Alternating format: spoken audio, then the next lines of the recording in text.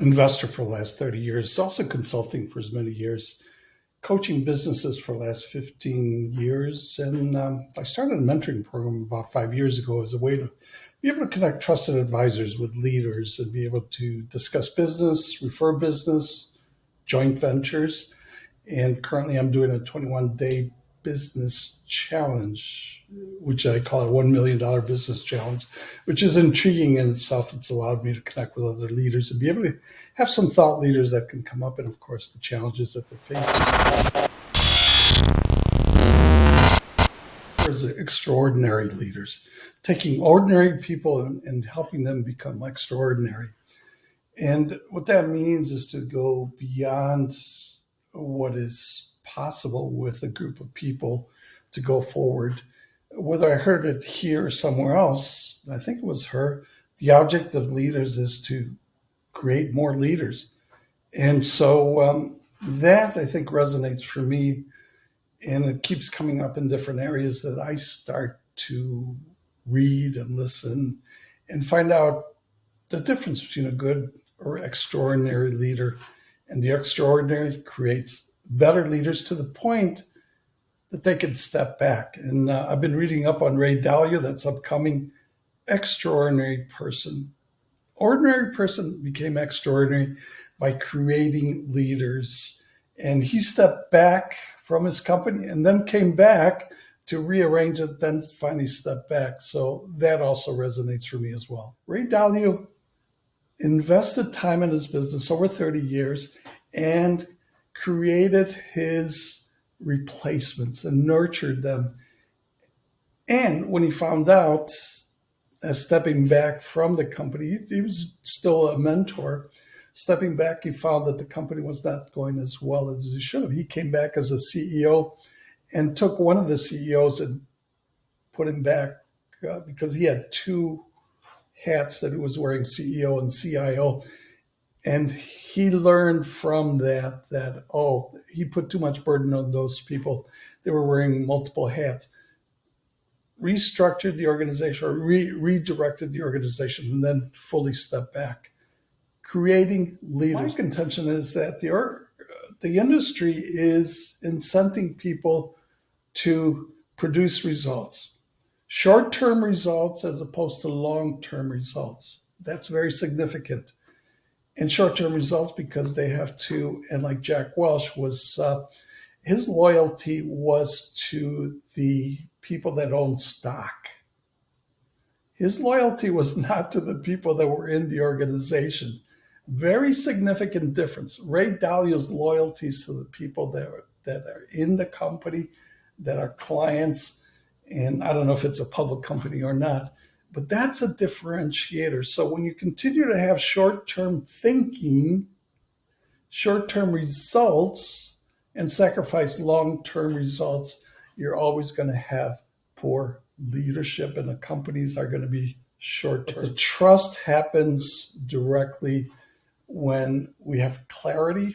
In fact, the speaker went through 4 different components of coaching. She went through clarity, she went through capability, she went through confidence, and she went through conscious. And of course, one ahead with everything is clarity.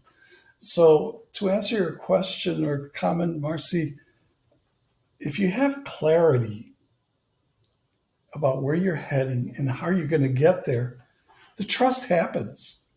They don't have to like you.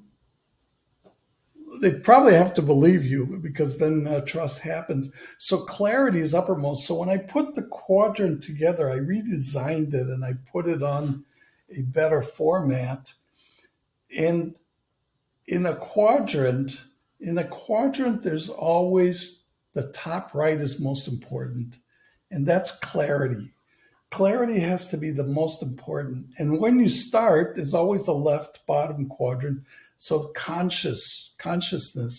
And I think consciousness to me interprets that we're aware, we can communicate.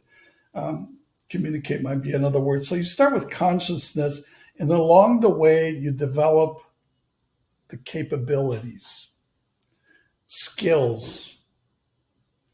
And once you have the skills, you develop the confidence.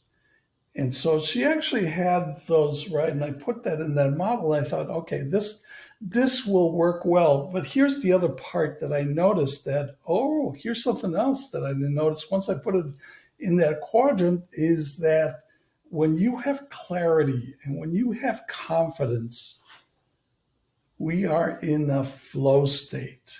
Things just go smoothly. Things just happen effortlessly. Things just fall into place because you're confident with the clarity combined. And when you're in the opposite side, just consciousness, which is consciousness and capability, you're developing that flow. So you're out of the flow. So there's inflow and out of flow.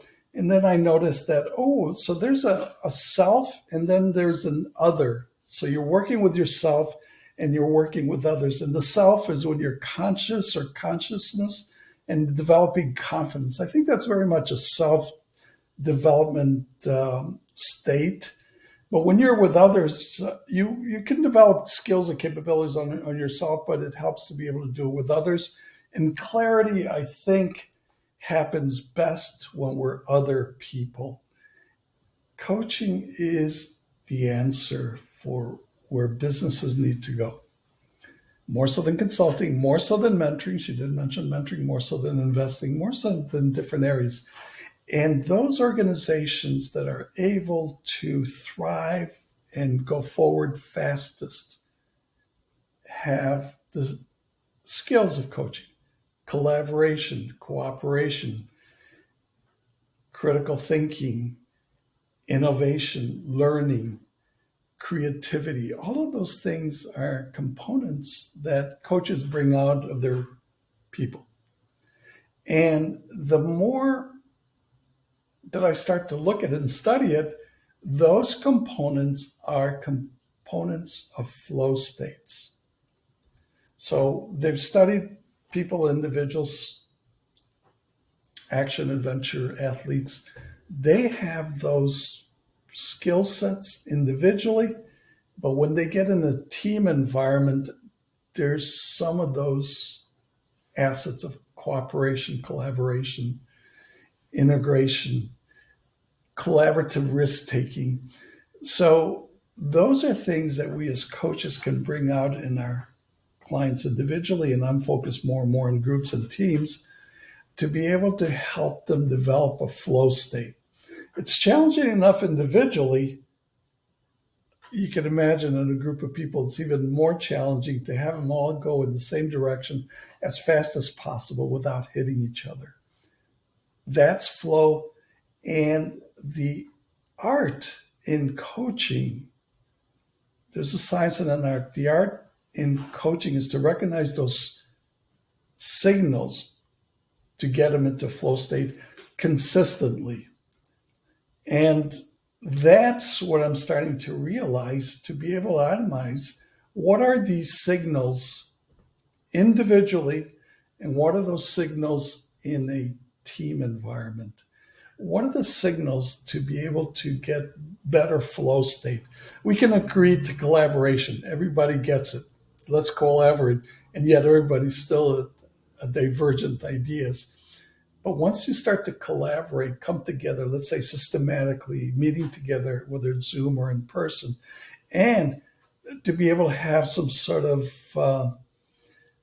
synchronicity, the same goal, the same direction, where we're heading, and agree to that, and the commitment, all of a sudden, those are signals that we can start to recognize and say, oh, what is a high-performing team or a high-performing individual, and what signals are you using? And in the debrief, which signals did you use and which ones did you not use, depending on what results you have. So it's an interesting journey to be able to explore.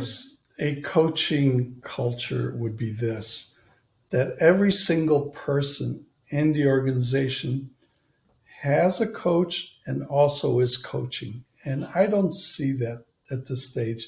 That would be a coaching culture to me. I go, oh yeah, hands down. And when you have that, all of a sudden they develop the skill sets of listening, communicating, collaboration, maybe technical skill sets. You start to develop that. And when that happens, learning happens. And when learning happens, then creativity happens. And right now, the crush that we're having in the industry and in many places of the world is because creativity has suffered a large part because of the pandemic, from what I understand and from what I've heard. But now we're coming off of that, and ramping up to creativity takes apparently multiple years. It's not like an on-off switch. It apparently takes 2 to 3 to 4 years. So maybe in 4 years, we'll see creativity booming. But now we got to restart. Companies are restructuring. Clients that I'm working with are letting go 20% of their people. We could hear it with Microsoft, Google, Facebook. They're letting go. Even Twitter, half the staff is gone. But that's an acquisition. But even that, half the staff, I mean, were they all incompetent? But that's a decision that was made, is because the results are not there. And the results are not there is because creativity has not taken hold, and creativity has not spawned the thriving economy that's going on, in spite of the war, in spite of the climate change, in spite of some of the disruption that's going on, including the elections. Creativity trumps all of those. And when you have highly motivated companies learning continuously, highly creative, they get into a high level of performance, results, and flow. And that could happen a lot easier if a whole organization was coached. The revolution that's opening up is that we have a creativity challenge, results challenge. So how do we get that?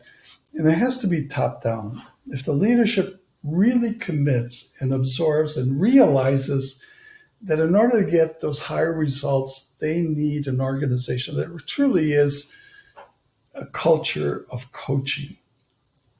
All of the people, not just the high level or the mid level, but also the lower level, all the people there. And the reason it's not done is because it's cumbersome, it's expensive, and it takes time. So time, money, resources, same thing as it would for anything else. But what if you could drop the cost? And what if you could drop the time? And what if you could make it easy? All of a sudden, and get as good or better results. And what I'm talking about is micro coaching, augmented reality coaching, augmented intelligence coaching. And I'm using that both as a coach and as a mentor. And I'm starting to see some interesting results. And simply because as a coach, I need to know what's out there. Number one. Number two, my clients are going to find out, so I give it to them. And number three, I want better results as fast as I can get them. When organizations start to realize that, and we as coaches can start to say, we come as a package. It's me and an organization, and we have tool sets that allows you to get better skill sets, that allows you to have better mindsets. That's the revolution that we're going, I think, for the next probably, I think it's going to be shorter than that, because right now the tool I'm using is both individual and team oriented, and it's working.